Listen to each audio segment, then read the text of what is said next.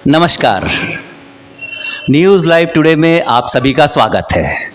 आज हमारे साथ हैं वरिष्ठ समाजसेवी एवं जेपीएस पब्लिक स्कूल के मैनेजिंग डायरेक्टर विनोद त्यागी जी। जैसा कि हम में से ज़्यादातर लोग जानते हैं, विनोद त्यागी जी आध्यात्मिक और सामाजिक कार्यों में आगे आगे रहते हैं। रोज़ सुबह उठ करके कबूतरों को दाना डालना, योगा करना, हवन करना, ये इनके नित्य कार्य हैं। तो आज हम इनसे बात करेंगे। विनोद जी नमस्कार। नमस्ते जी। विनोद जी, आप इंदिरापुरम और गाजियाबाद में हमेशा आध्यात्मिक और सामाजिक कार्यों में आगे रहते हैं, सबके सहयोग के लिए आगे खड़े रहते हैं। तो आज हम आपसे कुछ विशेष चर्चा करना चाहते हैं। आप से हम समझना चाहते हैं कि भाग्य और कर्म में क्या ज़्यादा बड़ा है और क्यों? नमस्ते ब्रजेश भाई। कि भाग्य और कर्म एक ही सिक्के के दो पहलू हैं, ये कोई अलग अलग नहीं है। भाग्य कर्म से बनता है, बिना कर्म के भाग्य नहीं बन सकता। और कर्म करते हुए ऐसा नहीं कि भाग्य ना बने, उसका फल ना भोगना पड़े। कि जैसे बीज बोते हैं तो इससे पौधा उत्पन्न होता है, फिर फल लगता है, फल में भी फल में भी बीज होता है और बीज में फल होते हैं। कि समय आने पे वो मिलेंगे। बीज में फल है, दिखाई नहीं देंगे, लेकिन उसे आप बोओगे, फिर उस पर फल आएगा समय आने पे। इस प्रकार से कर्म प्रधान विश्व रचि राखा, जो जस करे तस फल चाखा। मुख्य कर्म है, कर्म के आधार पे ही हमें फल प्राप्त होते रहते हैं। उसका ये एग्जाम्पल भी है कि किसी के भी जीवन में देख लो, अमीर हो गरीब हो, सभी के जीवन में सुख और दुख दोनों आएंगे हमेशा। चाहे कोई अमीर हो, ये नहीं कि उसे दुख ना आया हो, ऐसे दुख होंगे कि कष्ट वो दूर भी ना हो रहे हों। और कोई गरीब आदमी हो, उससे पूछ लो कि कभी आपके जीवन में सुख आया ही नहीं, तो कहेगा पहले तो बड़े सुखी थे, बड़ा अच्छा स्वास्थ्य था, फिर बाद में बीमारी लग गई, परेशानी आई। तो इस पे मैंने मनन किया, ये ऐसा क्यों होता है। तो ये हमारे शुभ और अशुभ कर्मों के कारण होता है। कि कोई भी कितना अच्छा व्यक्ति हो तो कुछ उससे अशुभ कर्म भी हो जाएंगे। आपका ऐसा मानना है कि कर्म ही विशेष है, कर्म पे ही हमें ज़्यादा ध्यान रखना चाहिए? कर्म मुख्य है, कर्म के आधार पे ही बीज में फल है, लेकिन वो कर्म करना पड़ेगा, बीज को बोना पड़ेगा। अगर बोया नहीं तो पौधा ही नहीं बनेगा, फल भी नहीं आएंगे, कुछ नहीं होगा। तो बीज तो हमें बोना पड़ेगा, कर्म करना पड़ेगा। कर्म के आधार पे ही सब कुछ होता है। शुभ कर्म करेंगे या अशुभ कर्म करेंगे, मेरे विचार से दो ही कर्म कर पाता है व्यक्ति। तो अशुभ, कोई भी बुरा व्यक्ति हो तो कहते हैं इसने तो बड़ा बुरा करा, इसके साथ तो ये अच्छा हो गया, तो कहते हैं इसका कोई पिछले जन्म का कर्म सामने आ गया। तो कितना भी बुरा व्यक्ति हो, कुछ कार्य वो भी अच्छे कर देता है। कभी प्रेरणा आ जाती है उसे, किसी की जीव की हत्या करने से बचा देता है, रोक देता है। ऐसे मैंने देखे हैं एग्जाम्पल। तो शुभ कार्य भी उनसे हो जाते हैं। इसी को पुण्य और पाप कह दो। उन्हीं के पुण्य और पाप के आधार पर ही सुख दुख मनुष्य के जीवन में आते हैं। तो पुण्य और पाप क्या हैं? कि तीन बातें हैं संसार में, आदि अनादि, आत्मा, परमात्मा और प्रकृति। तो प्रकृति जड़ है, उसका सदुपयोग और दुरुपयोग तो किया जा सकता है, पर उसको और कोई ऐसे कष्ट नहीं दिया जा सकता। हम इसकी पूजा करें या कुछ कहें, इसको फर्क नहीं पड़ता टेबल को। और परमात्मा है, उसके लिए भी आत्मा में इतनी क्षमता नहीं है, उसको कष्ट दे दे या उसे सुख पहुंचा दे, उसका कोई कुछ नहीं बिगाड़ सकता। बस आत्माएं हमसे प्रभावित होती हैं, चाहे वो मनुष्य की आत्मा हो, पशु पक्षियों की हो, तो वो हमसे प्रभावित होती हैं हमारे व्यवहार से। तो उनको हम सुख पहुंचा सकते हैं, उनको हम कष्ट भी पहुंचा सकते हैं। किसी पशु पक्षी की, व्यक्ति की आप सहायता करके, सेवा करके उसको, तो आशीष देगा। प्यासे को पानी पिला दिया तो पुण्य का कार्य हो गया। और बहुत से हैं तो उन्हें सताते हैं, उसे प्यास लग रही हो तो उससे पानी छीन लेंगे कि तेरे को तो नहीं पीने दूंगा मैं, और गलत शब्द भी बोल देंगे, तो वो उसे कष्ट कर दिया। तो आत्मा को ही हम सुख दुख पहुंचाते हैं अपने व्यवहार से, वो ही हमारे जीवन में सुख दुख बन के सामने आते हैं, उसे ही हम भोगते रहते हैं। तो यहाँ पे इंसान भोग नहीं आया है, बेसिकली ऋणबंधी संसार है ये। तो कोई किसी से कुछ लेने आया है, किसी से कुछ देने आया है। जिससे उसका कोई लेन देन नहीं होगा वो उससे मिल भी नहीं सकता इस संसार में आके। 800 करोड़ तो व्यक्ति हैं, तो जिससे भी हम मिलेंगे कोई हमारा पिछले कर्मों का संस्कार होगा। तो मैंने अनुभव किया, किसी से मैं मिनटों को मिला इस जीवन में, किसी से घंटों को, किसी से दिनों को, किसी से वर्षों को, और हमेशा कोई किसी से मिल भी नहीं सकता, चाहे पति पत्नी हो, भाई हो, माता पिता हो, कुछ भी हो।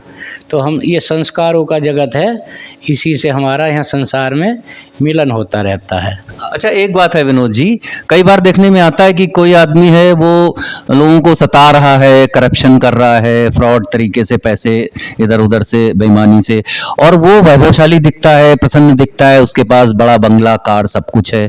जबकि कोई और व्यक्ति दिखता है वो सच्चाई की राह पे चल रहा है, लोगों के साथ छल कपट नहीं कर रहा है, लेकिन वो गरीब सा है, उसका समाज में कोई ज़्यादा प्रभाव नहीं दिखता है। तो ऐसा क्यों? हाँ, देखने में ऐसे लगता है, लेकिन ऐसे होता नहीं है। जैसे कि कई लोग कहते हैं कि भाई हमारे उन्होंने मर्डर कर दिया था और उनकी जान पहचान थी और उनसे जज की भी थी, तब भी हमने बाहर से बाहर जमानत करा दी, पैसे दे के ये कर दिया। तो एक तो फल उनको मिल गया कि पैसा तो आपका खर्च हो गया। जो किसी ने रिश्वत भी दे दी 50 लाख रुपए, उसे छुड़ा भी लिया बाहर से बाहर, तो उसे तो सज़ा मिल गई, 50 लाख तो आपका चला गया। तो ये क्षणिक होता है, विधि का विधान अटूट है, उसमें कोई त्रुटि नहीं हो सकती। तो मैं कॉमर्शियल का स्टूडेंट हूँ, इसी से समझाना चाहूँगा कि हम अकाउंट्स लिखते हैं, 1 अप्रैल से 31 मार्च तक क्लोजिंग करते हैं जी।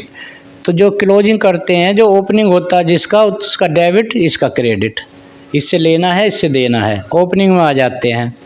फिर ड्यूरिंग द ईयर उसमें ट्रांजैक्शन होती रहती हैं, इससे इतना बिल आए, इतना हमने पेमेंट कर दिया, 10 बार आए, 50 बार आए या 2 बार आए, इस तरह से फिर क्लोजिंग हो जाती है। इसी प्रकार से ये एक जीवन हमारा 1 साल, मान लो 1 साल की बैलेंस शीट है, इसलिए ओपनिंग चली जाती है। अब अगर उसका बैलेंस है तो उसने तो कुछ काम भी नहीं किया ड्यूरिंग द ईयर, उसकी तो पेमेंट हमें देनी है। अब दूसरा देखेगा कि उसको पैसे दे देते हैं, वो तो कुछ करता नहीं है, और हमने काम भी करे, ट्रांजैक्शन है, हमारी पेमेंट रोक रखी है, तो उसका पिछले जन्म का क्रेडिट उसको आ रहा है। उसका पिछले जन्म का क्रेडिट आ रहा है उसको। जैसे कि किसी व्यक्ति ने 10 लाख की कोई एफडी 5 साल पहले कराई हो, 10 साल पहले कराई हो, और आज वो कुछ नहीं कर रहा, ताश खेल रहा है, घूम रहा है, दावतों में जा रहा है। और एक व्यक्ति जॉब कर रहा है, उसे 10, 20, 50 हज़ार रुपये मिलते हैं महीने के, मेहनत करता, सुबह जाता, शाम को आता है। फिर उसने देखा इसको तो और 20 लाख रुपए मिल गए बैंक से, तो उसे पता था कि उसने एफडी कर रखी थी पिछली, वही तो मिली, अब का तो कुछ नहीं मिला इसे, घूमने फिरने का इनका तो। और ये मैं अब कर रहा हूँ, मेरा ये ड्यूरिंग द ईयर का ये है करंट का। तो इससे ही बनता है कि भाई पास्ट, फ्यूचर और भविष्य, तो जैसा जो करेगा वैसा भरेगा। एक व्यक्ति ने कहा कि किसी से किसी का अपना भविष्य हाथ नहीं दिखाना चाहिए, मेरे हाथ में क्या है बता दो, ऐसे पूछना भी नहीं चाहिए। अगर आज हम जो भी कुछ हैं, कोई भी व्यक्ति है, अमीर गरीब, जिस भी पोजीशन में है, वो अपने कर्मों के आधार पर है पिछले, और कल जो उसका भविष्य होगा वो आज के कर्मों के आधार पे है। तो कई लोग हैं उनको जो दादा लाई प्रॉपर्टी मिल गई, और कुछ लोग हैं पढ़ाई लिखाई करी ज़्यादा और वो जॉब कर रहे हैं, फ्लैट वगैरह में रह रहे हैं, वो दादा लाई प्रॉपर्टी वाले कोठी में रह रहे हैं। तो वो उनका पिछला भाग था, उनका वहाँ जन्म होना, तो उसे भोग रहे हैं वो तो पिछले को, आज नहीं है। कुछ लोग हैं आज ही उनका अच्छा पैकेज है, तो उनका वर्तमान की मेहनत काम आ रही है।